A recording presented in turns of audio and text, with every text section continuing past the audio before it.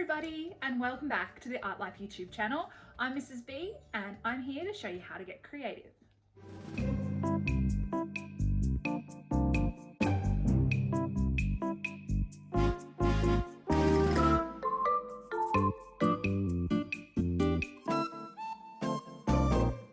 Now I have to say this is probably one of my most favourite artworks of all time, mainly because it is so tropical and colourful and really fun to do.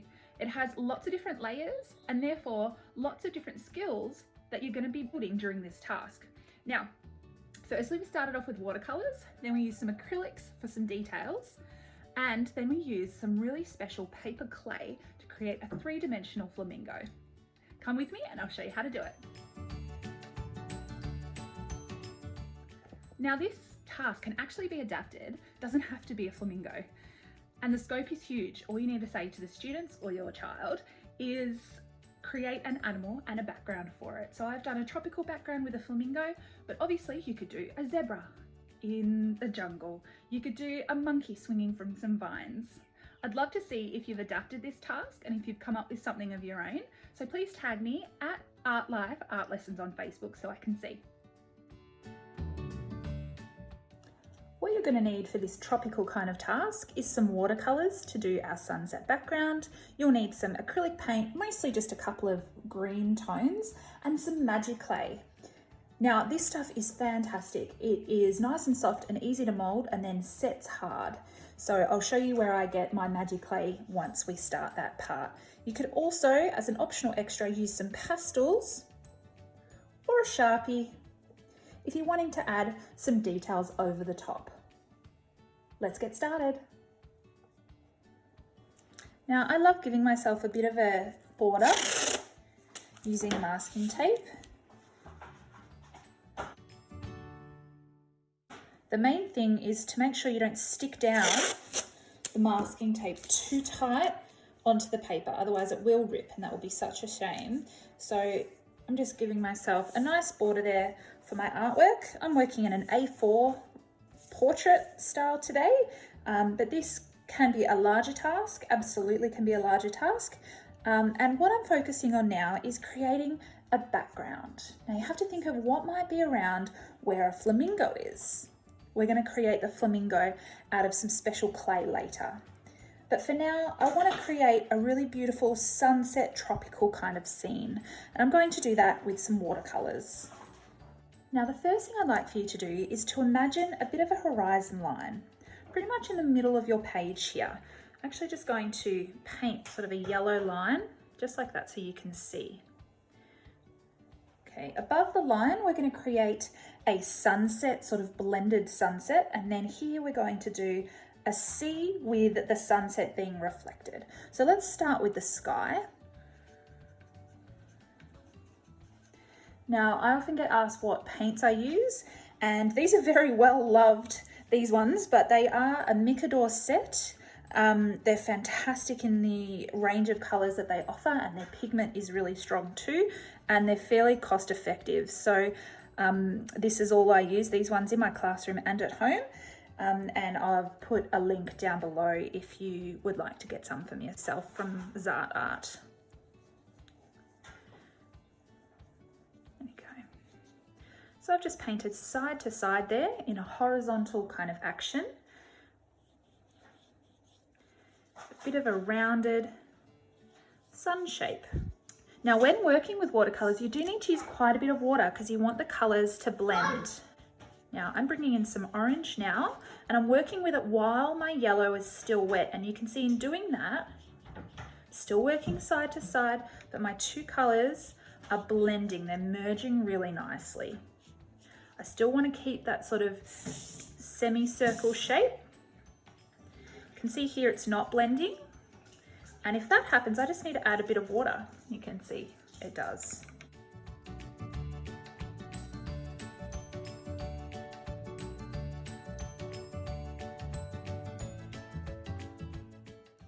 Now I'm going to bring in some pinks and some reds, a little bit over the top of my orange, and paint all the way to the top of my page here.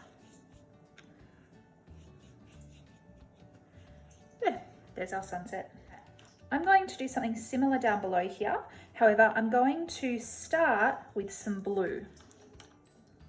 I'm going to do the blue around the outside. Again, I'm going to work in a horizontal kind of fashion because we want to suggest some water. Now notice my watercolour is getting very kind of scratchy here. It means that I need to add more water to my paint, and you can see the colour comes out in a more vibrant way after I do that. All right. We do need to work fairly quickly because we don't want our blue to dry out. We're going to add our sort of sunsetty colours now.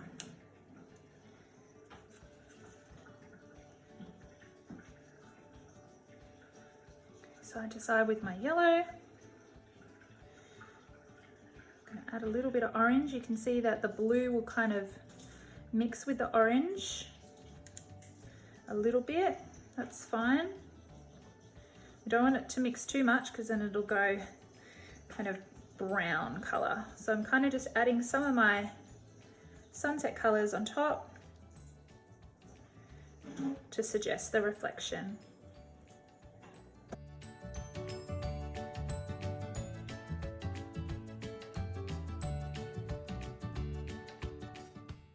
There. It doesn't need to be absolutely perfect. We are going to do some other layers over the top, but we'll let that dry first. Now you might have noticed that I have swapped my watercolour paints for some acrylic paints. The reason we're working with acrylics now is we're going to do some sort of tropical leaves around to border our artwork. And if we use watercolour over the top of watercolour, it kind of just stays translucent and it won't stand out. So some acrylic paint will be a lot thicker than the watercolour, and we'll be able to paint directly over the top without it going see-through. So I've just chosen some sort of tropical kind of leaf colours here. I've got some yellow and some aqua and green. I'm going to get a smaller brush now. Notice when painting over the top of the watercolour, it's thicker, so it's not overly see-through.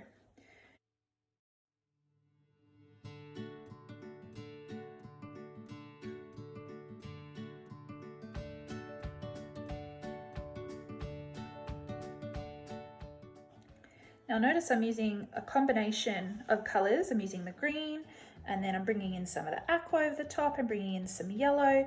It just means that the artwork is less flat. If we just use one colour, it wouldn't look as realistic. We want to add some depth of colour, so that means using 3 or even 4 colours that work well together is going to help you to do that. I'm also going to add some sort of leaves coming down from the top as well.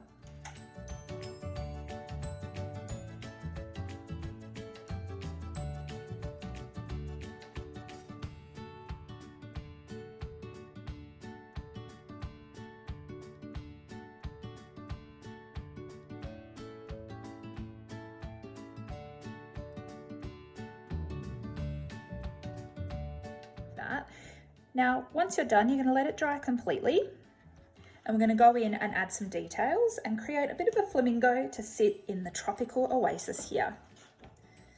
I might just add a few little flowers with some pink as well.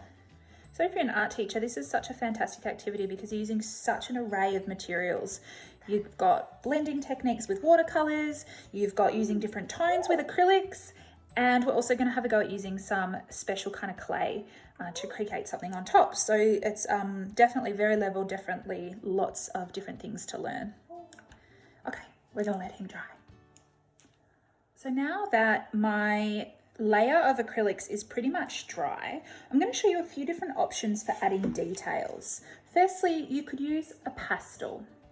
Oil pastels will go really nicely over the top of acrylic paint, as you can see here. So when you're drawing the leaves, you could do another kind of green colour to add some details like that. They're generally fairly thick lines, so you're not going to get a lot of detail, but it's going to add some colour. Another thing you could do is use a permanent marker. This is going to mean that the colours are a lot more bold, the details are going to stand out, and you'll get quite a lot of detail in there because the tip is a lot thinner than a pastel. Another option is a chalk marker. This is pretty much just like a paint pen, and I got this one from Kmart. You can see that the color's really vibrant on top of acrylic, and you're able to add really good details. So I'm gonna have a go at doing a bit of everything just to show you what it looks like. I'm gonna add some details with my chalk pen. This is an optional extra and definitely not necessary. But I always say, what can you add to your artwork to make it even more interesting?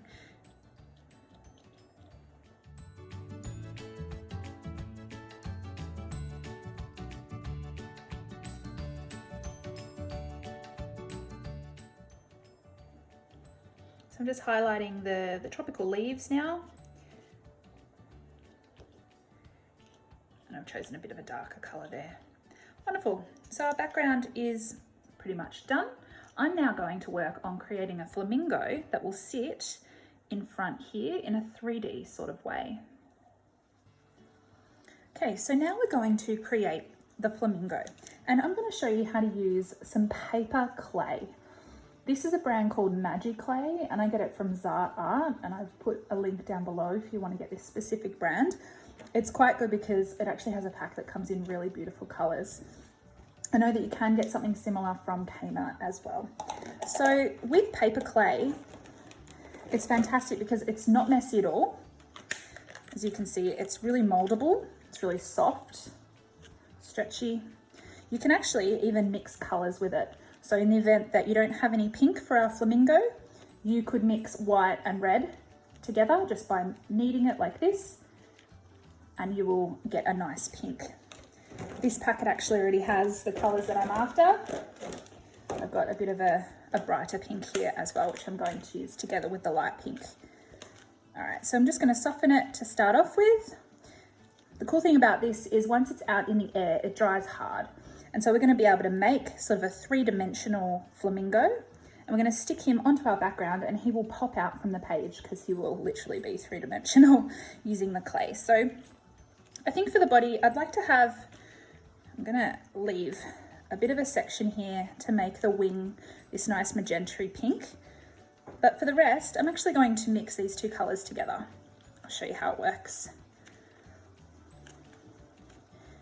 What I'm going to do is create an effect called marbling, and you can see it's starting to marble there. So I'm going to twist the colors, but not all the way so that they create a new color.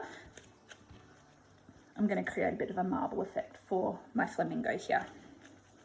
All right, now that I've got my colors, I kind of want to give myself an idea of what a flamingo might look like. So very loosely going to draw an oval there. Then I'm going to draw a larger oval down the bottom here. Now this is the head, and the body connects with a bit of a neck that goes up like that. Their legs are very long, but we don't need to worry about that right now. Their beak kind of comes out like that. So I'm going to focus on the body. I'm going to do a nice big body, and it's fantastic manipulation activity for the kids because they have to mold it themselves, put it into the correct shape. So we want it to be in the right shape, but also be rounded like this.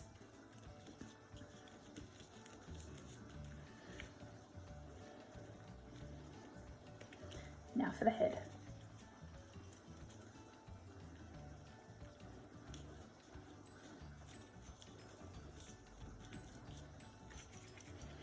For the neck, I'm going to make more of a snake kind of shape. And the greatest thing about this is that it attaches so beautifully. Look at that. I'm going to mold it in a little bit more. I want it to sort of look like it's always been there. So I'm just going to manipulate it a little bit, but you can sort of see the basic shape I've got going. Now, as mentioned, I wanted to have a bit of a wing sticking out like that, so I might sort of just flatten it a little bit. I can manipulate some bumps like that and just place that on If I place it on like that, it'll stay sticking up. You can actually also add textures. I just have a ruler here. I've created a bit of a winged texture just by doing that. These are all just optional extras.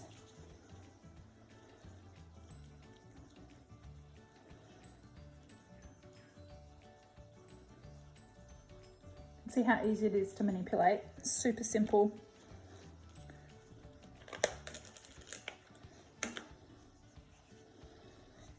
They have a bit of a black tip on their nose, so I'm just going to wrap some black around the nose here.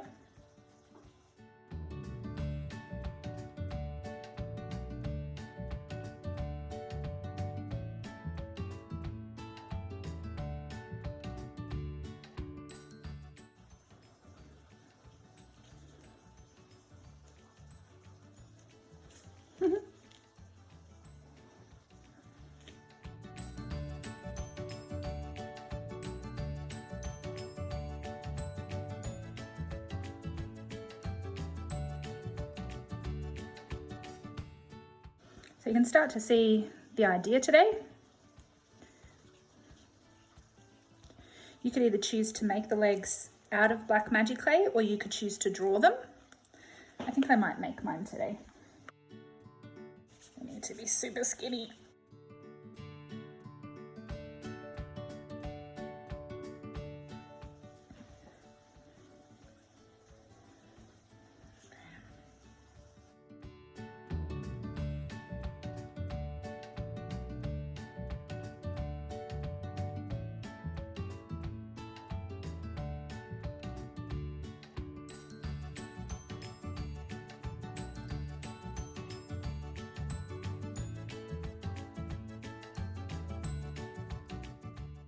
I've just sort of pinched his bottom there to make a bit of a tail shape.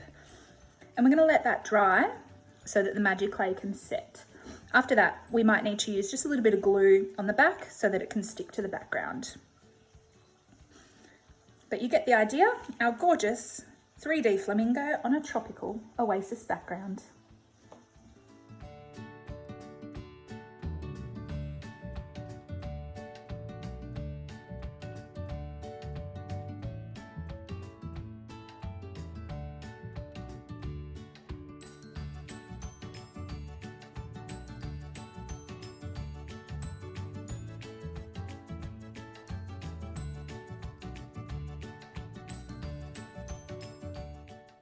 So it's as simple as that. Thank you for joining me today, and I really hope that you were able to create something you're really proud of. Please make sure that you check out all the other lessons that I've created. There's heaps of lessons, heaps of exciting and colourful tasks for you to do, for you to get creative at home or in the classroom. Thanks for joining me.